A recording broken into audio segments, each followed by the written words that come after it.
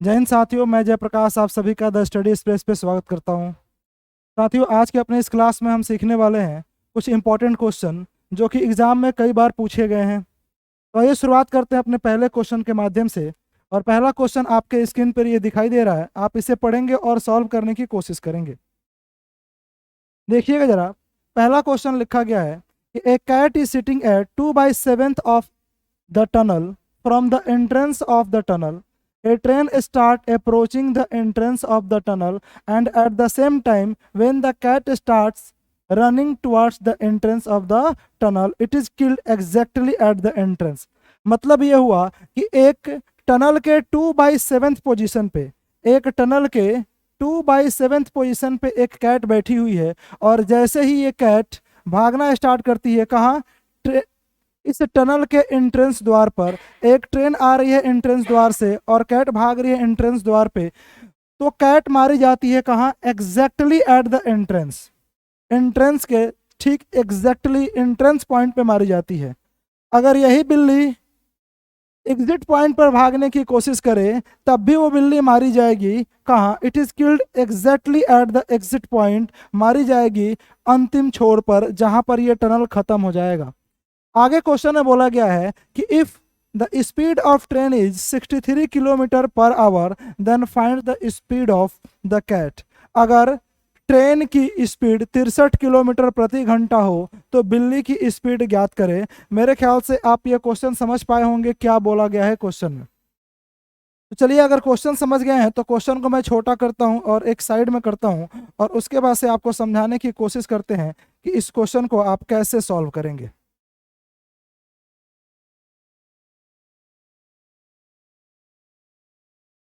आइए जरा देखते हैं इस क्वेश्चन को कैसे सॉल्व करेंगे। ध्यान से देखिए, पहले मैं एक बनाता हूँ छोटा सा टनल, और टनल जो है वो क्वेश्चन में बोला गया है कि 2/7 पोजीशन पर एक बिल्ली बैठी हुई है। 2/7 पोजीशन का मतलब ये हुआ कि अगर ये पूरा का पूरा टनल 7 यूनिट लंबा होगा, कितना यूनिट लंबा होगा? 7 यूनिट लंबा होगा, तो बिल्ली इसके 2 यूनिट पर बैठी होगी। कहाँ से? एंट्रेंस पॉइंट से। तो ये मान करके चलते हैं, ये जो पॉइंट है ये इसका 2 यूनिट कहलाएगा। कितना यूनिट होगा? 2 यूनिट कहलाएगा। एक ट्रेन यहाँ से अप्रोच करना शुरू करती है और भागना स्टार्ट करती है बिल्ली किधर के तरफ? बिल्ली भागेगी एंट्रेंस के पॉइंट। एक ट्रेन यहाँ से स्टार्ट होती है चलना, और ट्रेन जब यहाँ पहुंचेगी इस टनल के एंट्रेंस पे, तब तक बिल्ली इस टनल के एंट्रेंस पे आ जाएगी। यानी कि दोनों कंडीशन में बिल्ली भी भाग रही है और ट्रेन भी भाग रही है। दोनों कंडीशन में ये बिल्ली पहुंच जाएगी इस टनल के एंट्रेंस पॉइंट पर, और ये ट्रेन भी पहुंच जाएगी इस टनल के एंट्रेंस पॉइंट पर। और इस कंडीशन में क्या होगा? बिल्ली कुचल करके मर जाएगी। कह सकते हैं, नहीं कह सकते कि जिस समय में, जितने समय में ये बिल्ली इस 2 यूनिट डिस्टेंस को कवर करेगी, उतना ही समय में ये ट्रेन पूरा यहाँ से लेकर के यहाँ तक इतना डिस्टेंस कवर कर लेगी। इतनी बात समझ गए आप? चलिए आइए दूसरा कंडीशन देखते हैं। दूसरा कंडीशन क्या हुआ कि अब बिल्ली जो है वो दूसरे तरफ भागेगी, एग्जिट पॉइंट पर भागेगी। कहाँ भागेगी? बिल्ली एग्जिट पॉइंट पर भागेगी। दूसरे कंडीशन में क्या इस टनल की लंबाई बढ़ जाएगा या फिर घटेगा? कुछ बता पाओगे आप?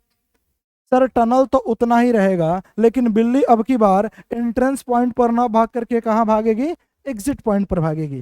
तो अब की बार जो बिल्ली पहले यहाँ थी, आप 2 यूनिट पर थी। अब आप जरा बताओ, जब पहली बार यहाँ से ट्रेन अप्रोच करना शुरू की, जब ट्रेन यहाँ से चलना शुरू की, तो बिल्ली भागी एंट्रेंस पॉइंट पर। लेकिन अब की बार जब ये ट्रेन यहाँ से चलना शुरू करेगी, तो ट्रेन यहाँ पहुंचेगी और बिल्ली अब भाग रही है कहाँ? एग्जिट पॉइंट पर भाग रही है। तो बताइए, 2 यूनिट जब इधर भागी तो ट्रेन यहाँ से लेकर यहाँ तक दूरी कवर कर ली, तो क्या अब वही डिस्टेंस इस बिल्ली के द्वारा अगर मैं कवर करा दूं, तो 2 यूनिट भाग करके बताओ, 2 यूनिट भाग करके बिल्ली यहाँ पहुंचेगी।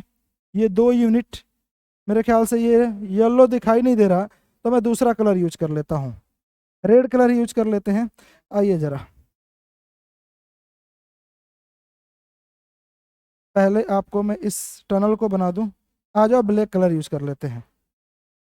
तो अब आप जरा बताओ, ये जो बिल्ली है ये यहाँ भाग करके पहुंच गई और इसने कितना डिस्टेंस कवर कर लिया सर? 2 यूनिट।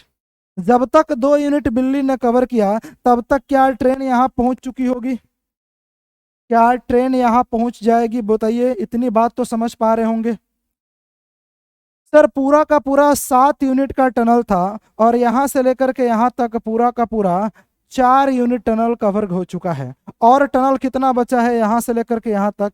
आप कहेंगे सर ये जो दिखाई दे रहा है ये 3 यूनिट बचेगा या नहीं? कितना यूनिट बचेगा? 3 यूनिट बचेगा। अब आप बताओ, जब बिल्ली यहाँ पर सॉरी जब ट्रेन यहाँ पर पहुंच चुकी है तो बिल्ली कहाँ है जी? इस पॉइंट पर। बिल्ली अभी भी इधर भाग रही है एग्जिट पॉइंट पर और ट्रेन अभी भी कहाँ भाग रही है? एग्जिट पॉइंट की तरफ। दोनों एग्जिट पॉइंट की तरफ ही जा रहे हैं और यहाँ तक पहुँचते पहुँचते ये ट्रेन इस बिल्ली को कुचल करके मार देगी। क्या होगा? ये ट्रेन इस बिल्ली को कुचल करके मार देगी। तो अब आप जरा मुझे बता दो कि सर बिल्ली जो भाग रही है यानी ये जो कैट भागेगी वो कितना डिस्टेंस कवर करेगी? 3 यूनिट का। और उसी कंडीशन में ये जो ट्रेन आपको दिखाई दे रहा है ये ट्रेन कितना डिस्टेंस कवर करेगी सर? 7 यूनिट। कितना यूनिट? 7 यूनिट। देख पा रहे हैं, यहां से लेकर के यहां तक की दूरी टोटल 7 यूनिट। ये बिल्ली अब यहां पहुंच चुकी है, यहां भागने पर उसे मात्र 3 यूनिट का डिस्टेंस कवर करना पड़ेगा।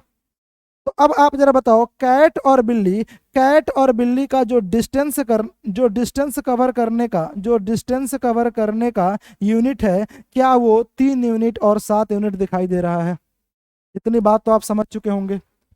और आप जानते हैं कि sir distance is equal to होता है speed into time. Distance is equal to क्या होता है? Speed into time. यानी कि सर दूरी बराबर जो होगा वो दिया जाएगा चाल गुणे में समय। चाल गुणे में क्या होगा? समय। अगर मैं बोलूं कि जितना समय बिल्ली ली है उतना ही समय ट्रेन, दोनों का समय क्या बराबर है? और समय बराबर होने का मतलब होता है सर टाइम का कांस्टेंट हो जाना। समय बराबर होने का मतलब क्या होगा? टाइम का कांस्टेंट हो जाना। जब टाइम कांस्टेंट रहे तो इसका मतलब सर टाइम तो अब बदल नहीं सकता।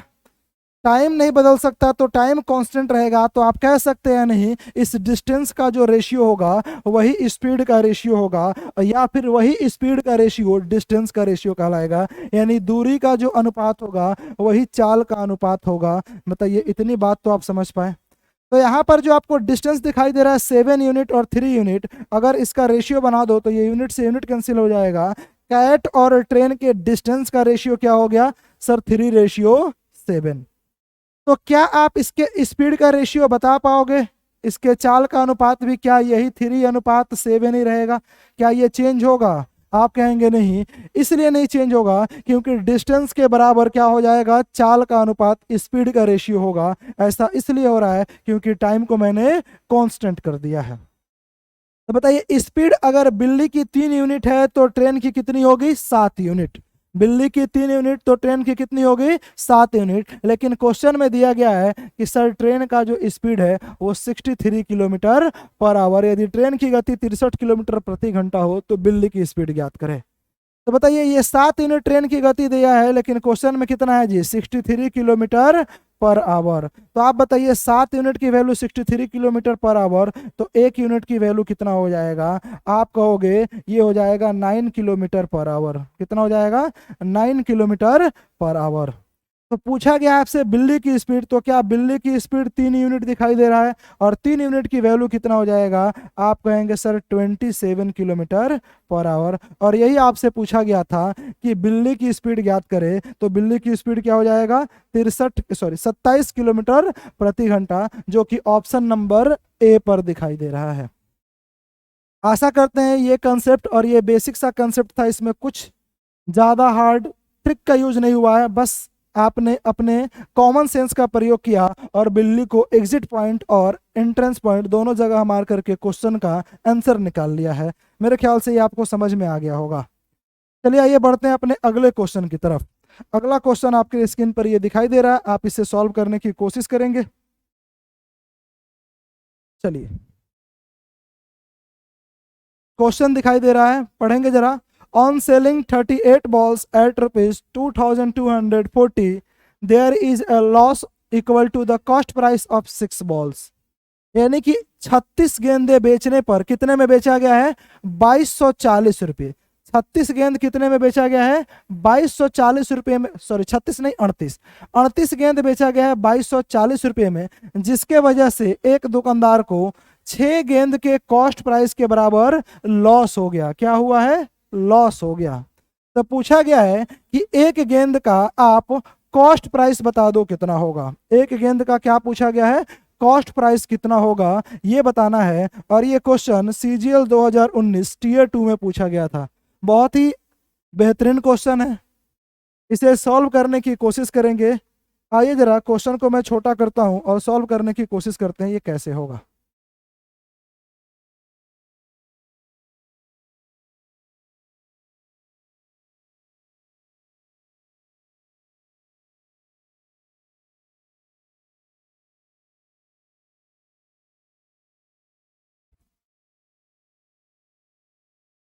पढ़िएगा जरा क्वेश्चन क्या हो गया सर।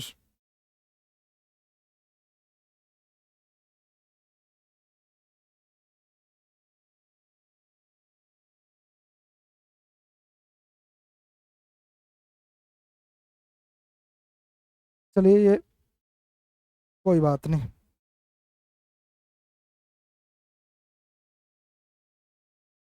चलिए आइए जरा क्वेश्चन पढ़िएगा और सॉल्व करने की कोशिश करेंगे।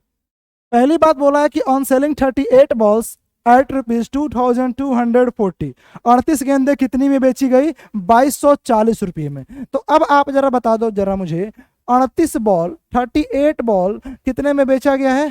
सर 2240 रुपये में बेचा गया है। तो एक गेंद, एक बॉल कितने में बेचा गया होगा? आप कहोगे सर जो एक बॉल है वो 2240 डिवाइडेड बाई 38 में बेचा गया होगा। ये तो आपको बेसिक बातें हैं, इतनी बात तो आप समझ रहे होगे। एक गेंद बेचा कितने में गया? Sir 2240 divided by 38। लेकिन इसमें बोला गया है कि सर ऐसा करने पर 6 गेंद के क्रय मूल्य के बराबर हानि हो गई।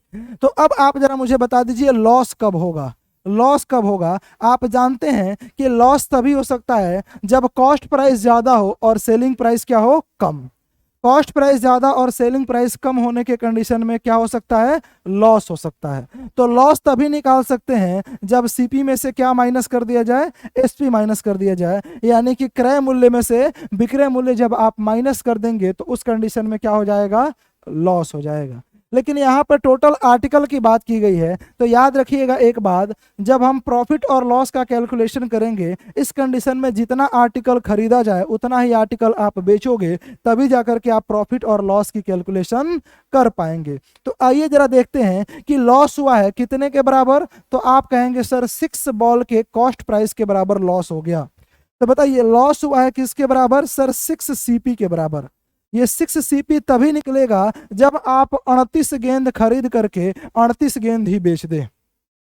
तो आप जरा बताइए 6 CP is equal to 38 CP माइनस 38 SP लिख सकते हैं? बताइए जरा, ये लिखा जा सकता है या नहीं?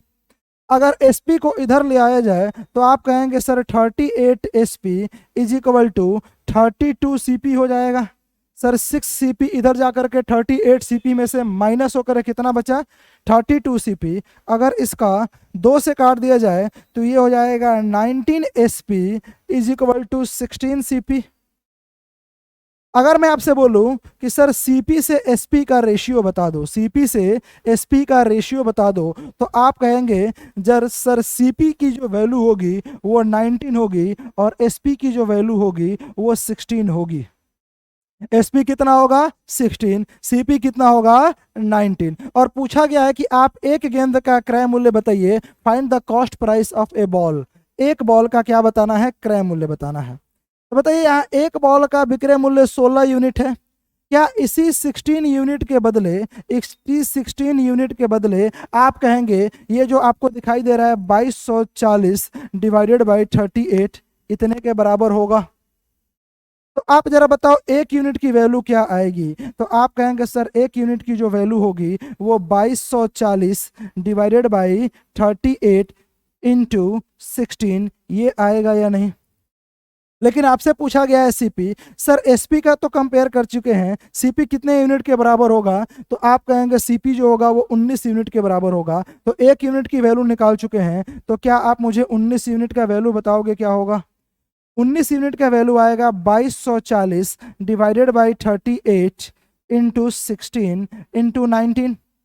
सर ये 19 से कट जाएगा 2 बार, सर ये 2 से कट जाएगा 1120 1120, और 16 से कट जाएगा 16 सत्ते 112 जीरो। अब आप कहेंगे सर 70 बार में, और जो 70 आया वो 19 यूनिट की वैल्यू, और 19 यूनिट क्या था जी? Cost price. तो आप समझ पा रहे होंगे इसका एक वेल का कॉस्ट प्राइस कितना होगा? 70 रुपये, जो कि ऑप्शन नंबर सी पर दिखाई दे रहा है। मेरे ख्याल से इतना बात आपको समझ में आ गया होगा और आप इसे आसानी से कर पा रहे होंगे। ये सीजीएल 2019 टीएटी का क्वेश्चन पूछा गया है, समझ गए? आइए जरा नेक्स्ट क्वेश्चन पे चलते हैं। क्वेश्चन नंबर 4 आपके स्क्रीन पर ये दिखाई दे रहा है, इसे सॉल्व करेंगे। एक बार मैं आपके साथ क्वेश्चन पढ़ देता हूं, फिर इसे सॉल्व करेंगे। बोला गया है कि ए shopkeeper brought 120 quintals of wheat, 20% of it was sold at 25% loss. यानी एक शॉपकीपर ने कितना? 120 क्विंटल गेहूं खरीदा, इसका 20% उसने 25% के हानि पर बेच दिया। 20% इसका क्या किया? इसने 25% के हानि पर बेच दिया है। At what percent gain should he sell the rest? बाकी का बचा हुआ गेहूं कितने पर बेचे, यानी कितने परसेंट पर बेचे कि गेन 25%, कितने परसेंट का गेन हो? 25% का गेन हो। किस पर? ऑन द होल ट्रांजेक्शन, पूरे के पूरे इस ट्रांजेक्शन पर 25% का क्या होना चाहिए? लाभ होना चाहिए। हालांकि इसको बेसिक से बनाया जा सकता है, लेकिन मैं आपको बताऊंगा कि इसको एलिगेशन से कैसे बनाएंगे। एलिगेशन से क्वेश्चन को और भी आसान किया जा सकता है। आप क्वेश्चन पढ़ लिए होंगे, सॉल्व करने की एक बार कोशिश करेंगे। आइए मैं क्वेश्चन को छोटा करता हूं और आपके लिए इसे सॉल्व कराता हूं।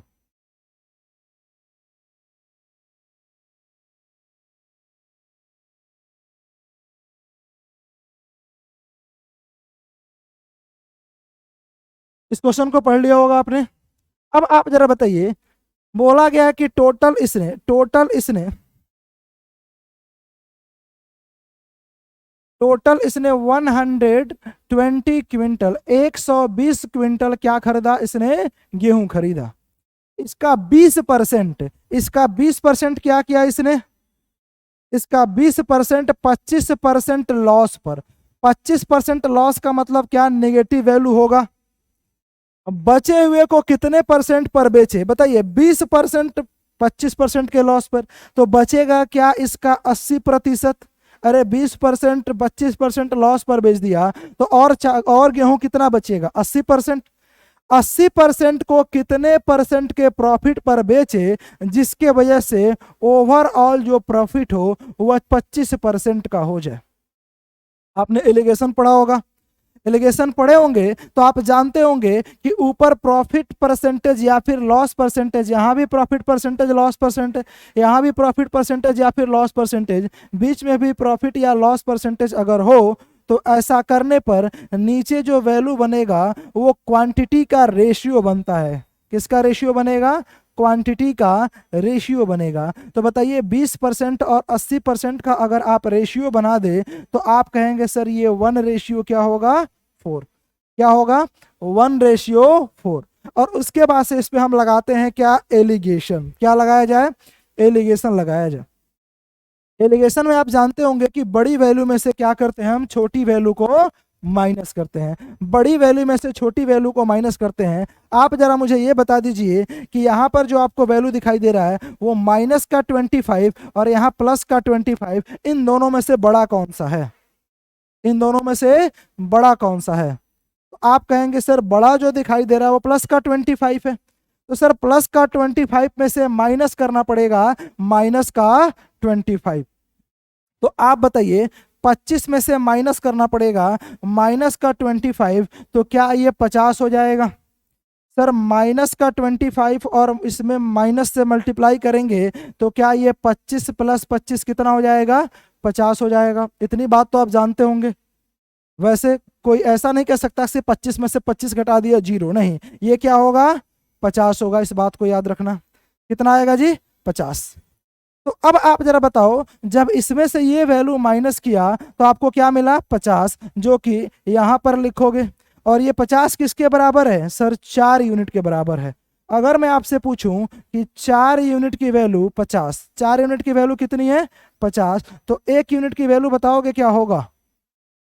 1 यूनिट की वैल्यू सर 50/4 कर दिया जाए तो कितना होगा? 12.5। कितना होगा जी? 12.5। तो अब आप जरा बताइए, ये 4 यूनिट की वैल्यू 50, तो क्या आप इस 1 यूनिट की वैल्यू 12.5 कह सकते हैं? नहीं, 12.5 कहा जा सकता है।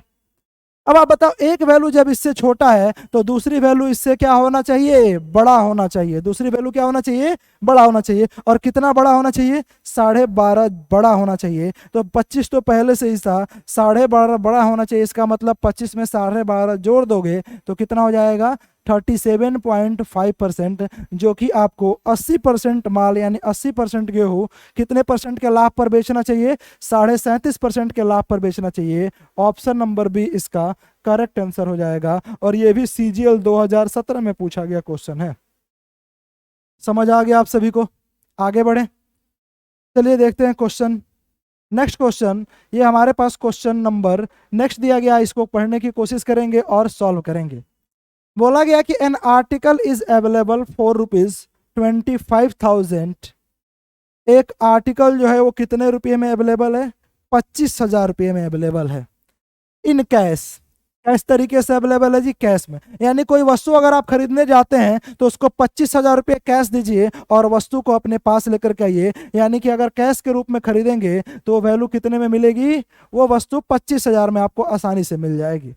लेकिन एक और कंडीशन है। और कंडीशन क्या है? कि विद ₹5,200। एक दूसरा कंडीशन ये है कि 5200 रुपये तो आप तुरंत उसको डाउन पेमेंट कर दो और बचा हुआ जो होगा वो 4 मंथली इक्वल इंस्टॉलमेंट में पे करना होगा।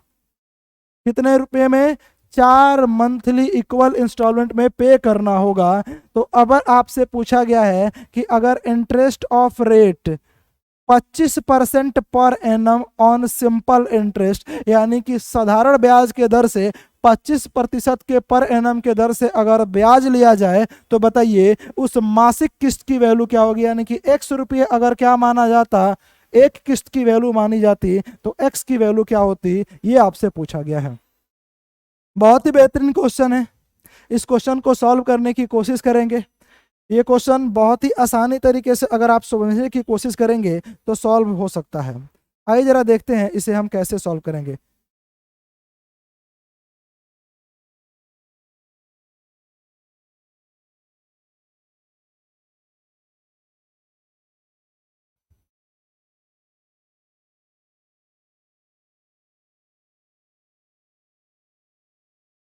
चलिए आइए जरा समझते हैं एक बेसिक सी कहानी। सर अगर 25,000 रुपये हम तुरंत कैश पेमेंट कर दे, क्या पेमेंट कर दे जी? कैश पेमेंट कर दे, तो ये वस्तु आपको तुरंत दिया जा सकता है। लेकिन आपने कैश दिया नहीं। हुआ क्या कि आप इसमें से 5200 रुपये तो कैश पेमेंट कर रहे हैं। क्या पेमेंट कर रहे हैं जी? 5200 रुपये कैश पेमेंट कर रहे हैं और बचे हुए का आपने इंस्टॉलमेंट लगवा लिया। आप बोल रहे हैं कि जो बची हुई वैल्यू है उसका क्या करो? आप इंस्टॉलमेंट लगा दो, और 4 मंथली इंस्टॉलमेंट लगाया गया। तो आप जरा बताओ, 25,000 रुपये में पेमेंट किया जा सकता है, 5200 रुपये आपने तुरंत पेमेंट किया, तो कितना पैसा आपके पास और बच जाएगा? तो आप कहोगे सर 19,800 रुपये। अगर ये वैल्यू मैं तुरंत ना देकर के आपको इंस्टॉलमेंट में चुका दूं तो आप इस पे मंजूर हो जाएंगे। लेकिन आप जरा बताइए, इंस्टॉलमेंट के बदले आपको क्या देना पड़ेगा? तो आप कहेंगे सर इंस्टॉलमेंट के बदले आपको इंटरेस्ट देना पड़ेगा। और ब्याज कैसा देना पड़ेगा? सर 25% पर एनम का रेट, 25% पर एनम का रेट देना पड़ेगा। और किस तरीके से? सर सिंपल इंटरेस्ट के तरीके से आपको देना पड़ेगा। कैसा देना पड़ेगा जी? सिंपल इंटरेस्ट आपको देना पड़ेगा। आप जरा बताइए, 25% पर एनम, और ये कितने किस्त देने हैं? 4 मासिक किस्त देने हैं। कितने किस्त देने हैं?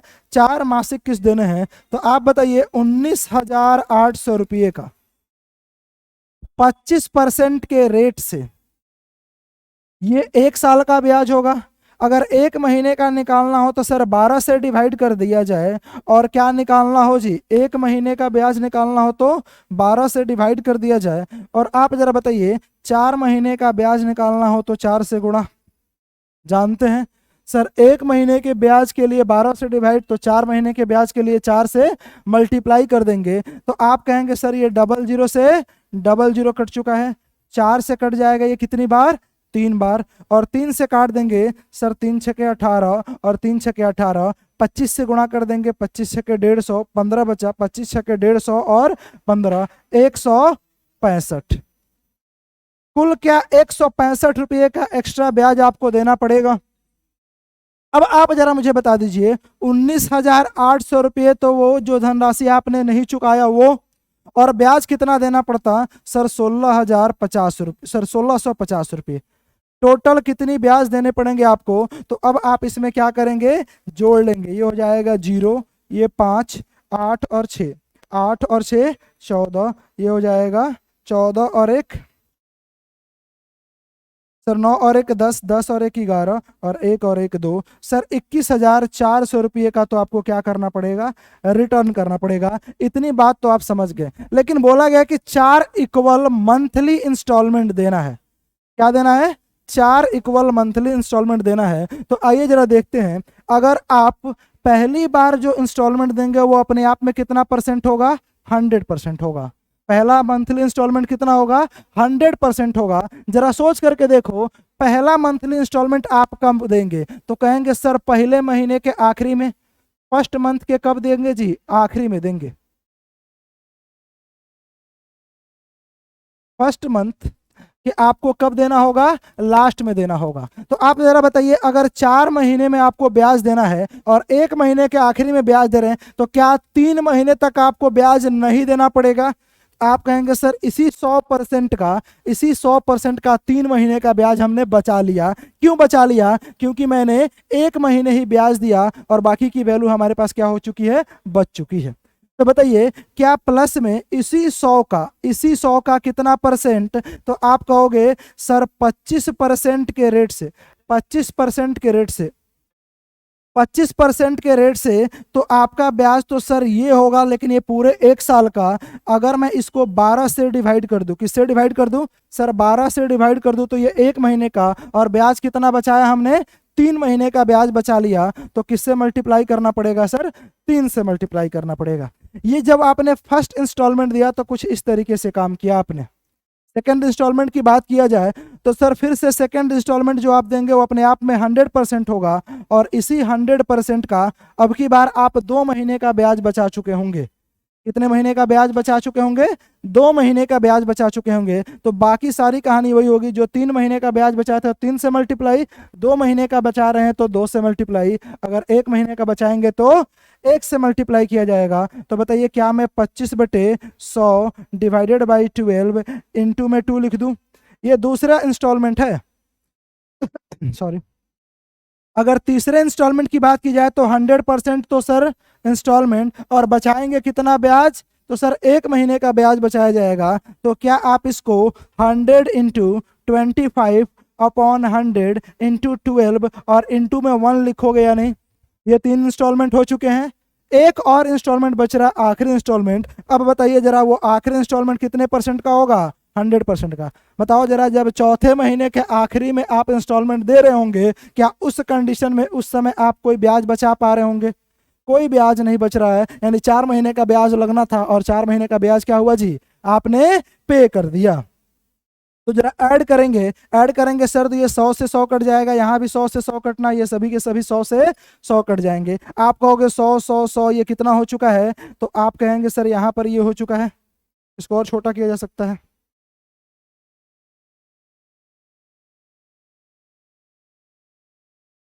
चलिए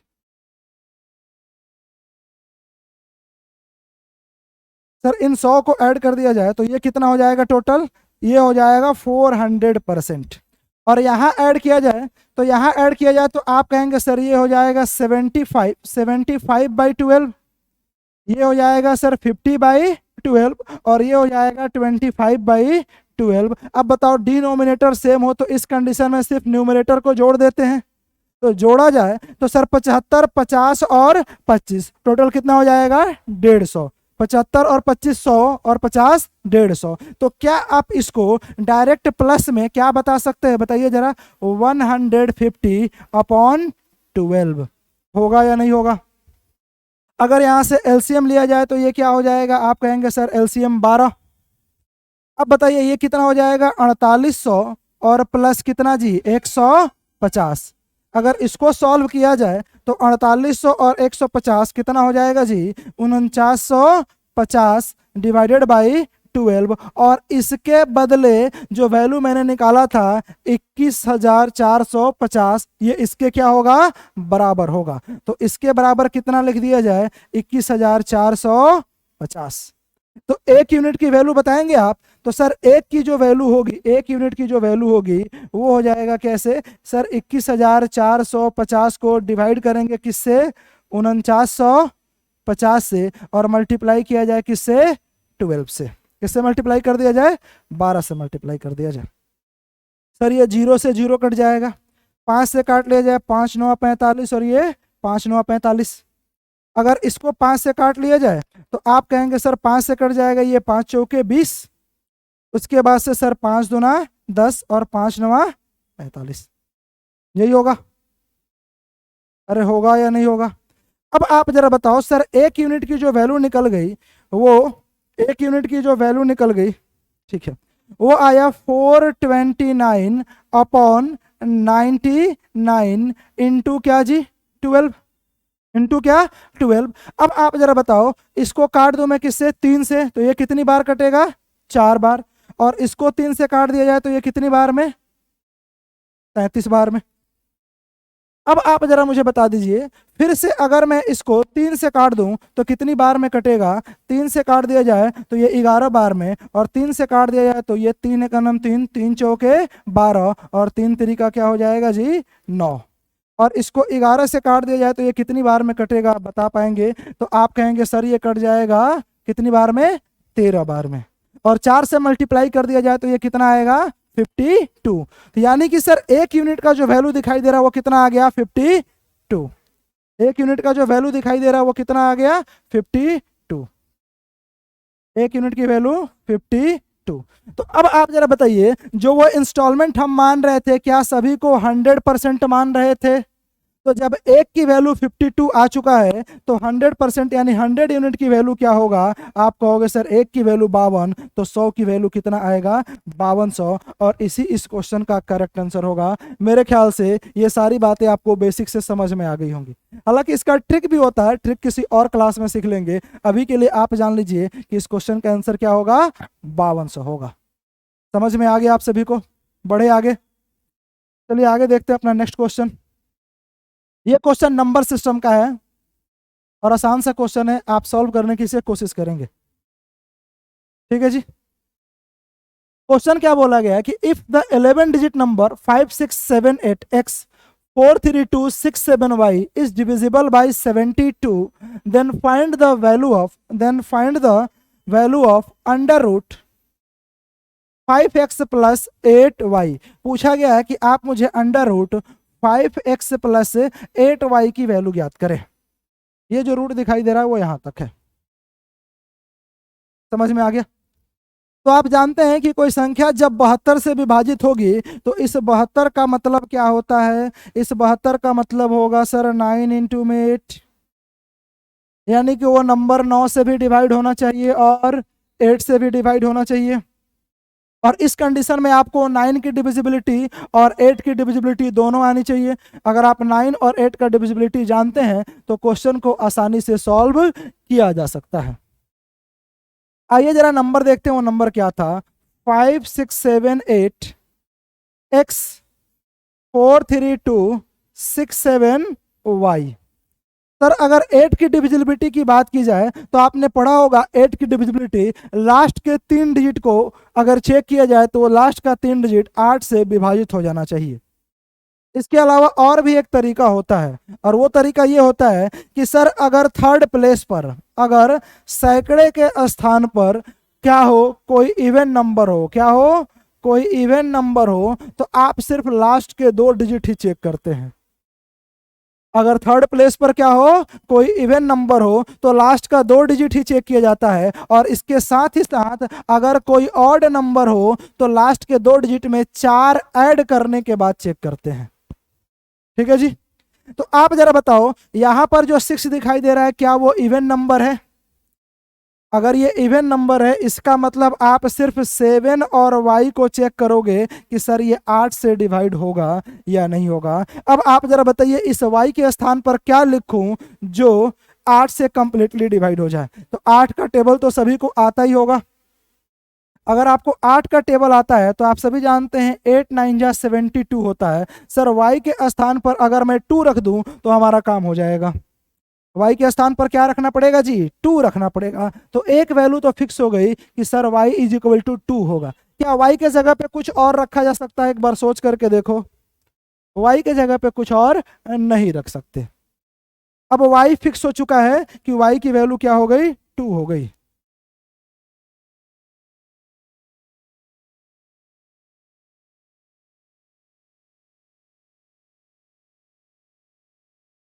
y की वैल्यू क्या हो चुकी है? 2 फिक्स हो चुकी है।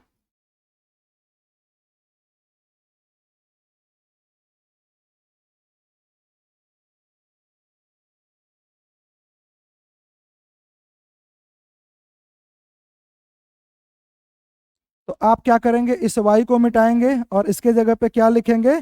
2 लिखेंगे। y को मिटाया मैंने और y के जगह पे क्या लिख दिया? 2 लिख दिया। अब बारी है सर x की वैल्यू निकालने की, और x निकालने के लिए आपको यूज करना पड़ेगा 9 का डिविजिबिलिटी। 9 का डिविजिबिलिटी ये कहता है कि अगर सभी नंबर्स का सम 9 से डिवाइड हो जाए तो वो संख्या 9 से डिवाइड हो जाएगी। या फिर आपको जोड़ने के बाद भी कोई नंबर 9 बना रहा होगा तो हम उसे डायरेक्ट कैंसिल आउट कर सकते हैं। या तो आप जोड़ के कर लो, या फिर डायरेक्ट जो न जोड़ने के बाद भी क्या बने? 9 बने, तो उसे भी आप क्या कर सकते हो? Cancel out. तो बताइए 7 और 2 क्या हुआ? 9, कैंसिल आउट। 6 और ये 3 क्या बनेगा? 9, कैंसिल आउट हो जाएगा। बताइए 4 और 5 ये भी 9, कैंसिल आउट। सर 2 और 7 ये भी 9 बन गया, कैंसिल आउट। आपके पास बचे 8 और 6 और x। Sir 8 plus 6 plus x, इनको जोड़ने पर ये क्या होना चाहिए? 9 से डिवाइड होना चाहिए। तो जरा बताइए 8 और 6 14, x के जगह पे क्या रखे जो 9 से डिवाइड हो जाए? तो आप कहोगे सर 18 अगर बन जाए तो 9 से डिवाइड हो जाएगा। इसका मतलब 8 और 6 क्या बना? 14। तो x की वैल्यू क्या होनी चाहिए? 4। तो y की वैल्यू 2 और x की वैल्यू क्या आ चुका है? 4। अब जो क्वेश्चन पूछा गया इसमें पुट करेंगे और x की वैल्यू फाइंड आउट करेंगे। इसमें रखा जाए, रखिएगा जरा। तो सर 5x आपसे पूछा गया है अंडर रूट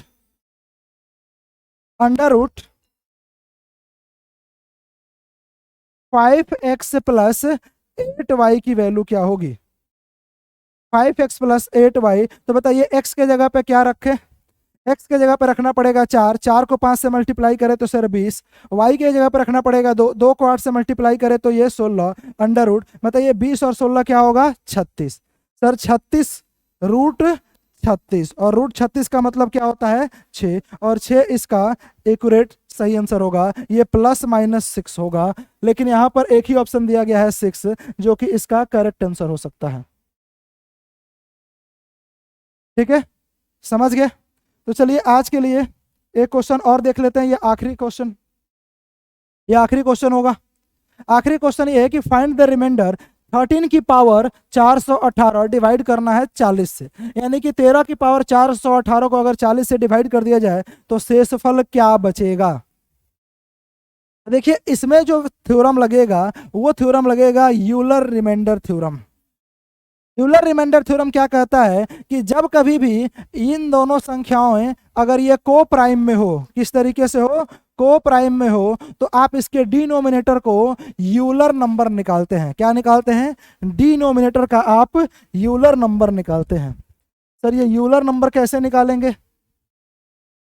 यूलर नंबर निकालने का ये मतलब हुआ कि इस 40 को आप प्राइम फैक्टराइजेशन में तोड़ोगे। 40 को कैसे तोड़ेंगे?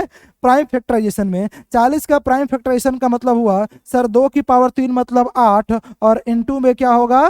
5। ये क्या बन गया? 40।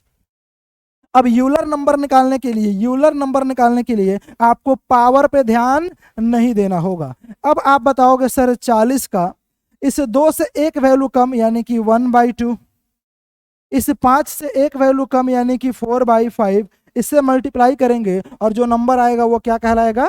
यूलर नंबर कहलाएगा। सर 5 को इससे मल्टीप्लाई कर दिया जाए तो ये 5 दूना 10, 40, ये कट करके क्या मिला आपके पास? 16। तो 40 का यूलर नंबर क्या कहलाएगा जी? 16। यूलर नंबर क्या करता है? पावर को छोटा करने का काम करता है। यूलर नंबर क्या करता है? पावर को छोटा करने का काम करता है। अब पावर छोटा कैसा होगा? पावर छोटा करने के लिए आपको 418 में इसके यूलर नंबर से क्या करना पड़ेगा? डिवाइड करना पड़ेगा। यूलर नंबर से डिवाइड करना पड़ेगा। अब यहाँ यूलर नंबर क्या है सर? 16। अब 16 से डिवाइड कीजिए, क्या आ रहा है? आप कहेंगे सर 416 को अगर 418 को मैं किससे डिवाइड कर दूं? 16 से डिवाइड कर दूं तो रिमाइंडर कितना बचेगा आप बताओगे? 16 दूना 32 बचेगा क्या यहाँ पे? 9, 8, 16 छक्के 96, बचेगा कितना? 2। रिमाइंडर कितना बचा? 2। तो यहाँ शेषफल निकालने के लिए आप क्या बताओगे? सर 13 की पावर 2 डिवाइडेड बाय क्या जी? 40। अब 13 की पावर 2 का मतलब क्या होता है? 169 डिवाइडेड बाय 40। अगर 169 को 40 से डिवाइड कर दिया जाए तो शेषफल क्या मिलेगा? 9। और 9 ही इस क्वेश्चन का करेक्ट आंसर होगा, ऑप्शन नंबर बी।